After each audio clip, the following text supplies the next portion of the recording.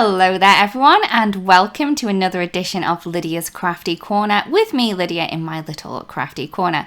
So today I'm going to be sharing with you two simple ways to add a little more detail and interest to your floral stencils. The floral stencil that I'm going to be using is the beautiful Watercolor Bouquet from Altenew, and you can see that we have two different pieces on here, so this is a layering one. So I have a piece of cardstock, so this is just 4 1/4 by 5 1/2 white cardstock, and I'm just going to place my base image into position where I want it to be. I'm also going to kind of mask off the corner pieces and places where I don't want to go through. So for the large little flower that we have here, I think it's a rose, I am going to go with butternut first. So I'm just going to add a beautiful yellow base to this flower. I am using one of the smaller blending tools from Altenew, but you can use whichever blending tools that you do have. I'm also going to be adding a little bit of pink to this. You know me, pink and yellow are my favorites together. As you can see, I'm kind of masking off these top and bottom portions that are going to be green, and I'm adding some pink pearl into there for the pink. So for the little leaves, I am going to go with the Firefly. So this is a beautiful, really light green here. Again, I'm just masking off the portions where I don't actually want to blend through. I'm just using some normal kind of painter's tape here, but you can use whichever kind of thing that you have. Washi tape would do the trick as well. So again, I'm just using another little blending tool for this, one that I just used for my greens, and I'm just going through the leaf section at the bottom there. I'm then going to add some of the flowers that we have at the top, or maybe their blossom, one or the other. And for this one here, the larger blossom that we have, I'm going to be using the Snapdragon Ink. Again, another little blending tool that has mostly my oranges and yellows on, and I did go quite light with that one. For the other blossom that we have here, I'm just going to go with Wisteria, and I'm using one of the little detailed blending tools just to get the ink through the stencil on this portion. Again, quite light with this one, but you could use a lighter one if you wanted to, completely up to you. This one did have a little bit of a leaf, so I'm going to grab one of those small detail blending tools and just add the little bits of green here and there too. I did want a little bit more pink, so I've just gone over that little rose again with the same pink pearl ink as before. I can then remove the stencil. I'm just going to twist this around. I didn't flip it over. As you can see, it's still dirty. And I'm just going to add this into place, again using that little masking tape that I used before to pop them on. Again, I just want to kind of cover the places where I don't want to go through as well. I did make a little bit of a mess, but we're going to be able to cover that later on. So I'm going to go over this blossom here with exactly the same ink as before, so that's the Snapdragon, but this time I'm going to add a lot more ink through the stencil to give me a darker tone of that colour. Again, for the Wisteria, same colour as before. Again, just adding a lot more ink through the stencil, kind of pushing it in, making sure that these parts are really nice and dark. So once I'm happy with the amount of purple that I have there, I can then move on to the leaves. And then I'm just going to add this in with the grass field. So this is the slightly darker ink than the green that I used before, but you could use the same green if you wanted to, like I did with the blossom, and just add a lot more ink through the stencil, completely up to you. I'm then going to be using the Coral Berry to add the dark shade layer onto this flower, and that's what makes it really into a rose here, or could be a peony, completely up to you. It's your world, make it how you want it to be. So I'm adding quite a lot of this colour to give me that really beautiful kind of corally look that we have going there.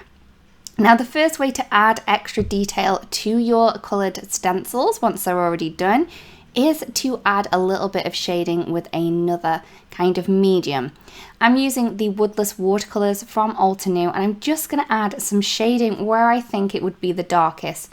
So I'm just going to kind of add some of the shading to the stem, and I'm also going to add some of the darker flicks and little details in with the pencil. I'm using the Grass Field watercolour pencil, but I'm not going to add any water to this. I'm just going to use it nice and dry, and it does work perfectly just as a pencil. As you can see here, I'm adding in some little kind of stems and little kind of end pieces, bottom pieces to the flowers just to add in more detail. It would be really hard to add these really small little details in like this through the stencil, but I do find that kind of just going over the stencil marks that we have there works really, really well for this technique. I'm also going to add some darker spots in on the little blossoms too. So this one is the orange cream pencil. I'm just adding that in just where the darker bits are, but just not as far as the darker bits. So it looks like that we've got 3 layers instead of the 2. I'm just going to do exactly the same with this over here. So this little blossom, and that was the beautiful deep iris one that I had there.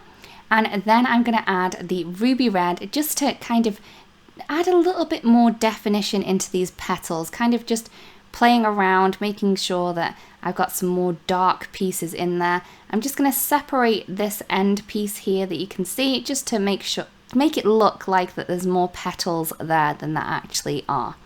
So once I'm happy, I could tap that off. Now I'm going to take a embossing mat. So this works with a die cutter machine. I'm then going to take that stencil again. This is going to be the second simple way that we're going to add a little bit more detail to our card.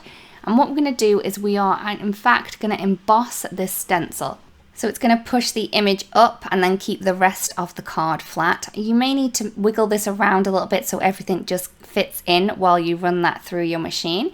But once you've run that through, you're going to get a really great kind of raised area on your card. I do have a little bits that I didn't want to be raised, so all I'm going to do is I am going to take my little bone folder, I'm going onto that embossing mat, and I'm just pushing those down with the flat edge of my bone folding tool. So that's going to kind of get rid of those and make it nice and flat again. I mean, obviously it's not going to get rid of it completely, but we can hide that again. So I'm going to take the Fancy Greetings stamp set from Altenew. I'm just playing around with the sentiments because I do have a little bit of a mess over in this corner here. So I want my sentiment to kind of disguise that. So I'm just going to stamp that using the Obsidian ink and pop that into place and kind of get rid of that mess that we had there, and that sentiment's just going to shine through beautifully. Another little way to kind of disguise the mess is to add some sequins. So I'm just going to add a little bit of wet glue there. I also have the satin white sequins from Altenew, and I'm just going to place a couple of these around where there was a couple of little ink dots that I didn't want there, just to keep them kind of hidden from sight. I mean, there's always ways to get around all these little accidents that we do make on our cards. So there are the 2 simple ways. We have the embossing, which is going to rise that image up, and also the details that you can add in with pencil too. So I really do hope that you liked the card and that you've enjoyed the video too. If you do create a card that was inspired by this, it'd be great if you do share because we'd love to see. Thank you so much for watching, everyone, and I hope you have a beautiful day. See you soon. Bye-bye. Hello there, crafty friend, Lydia here. Just popping in to say that you can get your daily dose of crafting tips, techniques and tutorials just like this by subscribing to the Altenew YouTube channel. All you need to do is click on that little bell up there and you will never miss a video. Thanks for watching. Bye bye.